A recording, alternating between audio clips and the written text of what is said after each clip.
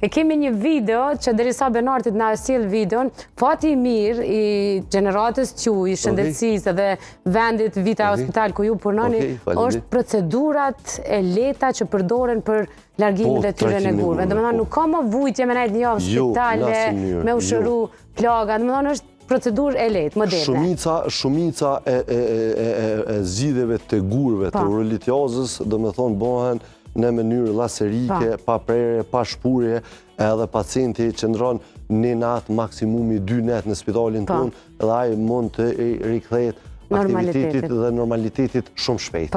Edhe pa dhimbje. Edhe pa dhimbje, që është shumë rëndësishme. Kjo bëhet me anestezian total? Me anestezian komplet. Komplet, po. Me thonë dhe pacienti nuk ka ma problem pas 1 ose 2 ditëve për shkak mbikëqyrjes.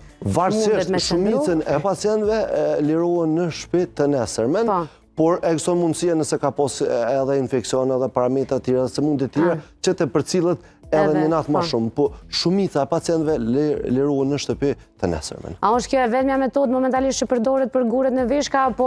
Jo, kemi metodat të ndryshme, do me thonë, tani klasiket është me prerje, me operacion të hapur, që rrëdhimisht shumë ma pak ose ma rol i përdorin, përveç nëse ka edhe anomali të ureterve, kanaleve, që me qatuti e hek dhe një guri, po e bënë një ndërhyrje, do me thonë, të qati kanalit, edhe me qatë prerje i bënë të 2 zgjidhjet e pacientit, përndryshe shumicën nga guret prej veshkave, tutje, zgjidhen përmes të aparaturave dhe procedurave të tjera që tani më veçën më moderne. Për shanjona prej këtyne është që kjo që ne quajmë SVL, extracorporeal shock wave lithotripsy, do me thonë, thyre e gurit me rreze jashtë-trupore, me rreze të shkurtra jashtë-trupore, një pajisje jashtëzakonshme shumë e mirë dhe ndihmon që gurt edhe më të mëdha me forcit më të mëdha deri tani më veç thyen edhe eliminohen.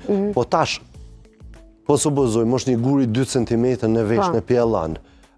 Fillimisht duhet mu vendos një stent, sepse ajo është guri i madh, duhet përmes stentit të krijohet rrjedha e drenimit të urinës e para, e dyta pastaj duhet që stenti të dilaton sadopak ureterin, ka me kalu që ky guri që është që ka që madh që po thejt. E këso mundësia mu thynë e vesh, po ndoshta me met për gjatë kanalit urinar që na pastaj për rrugëve të poshtme me him me laser dhe me nxjerrë ato pjesë, po prapse prap. Edhe kjo procedurë, edhe ajo procedura tjetër, janë procedura shumë të mirë sepse i evitohet një operacionit të hapur klasik.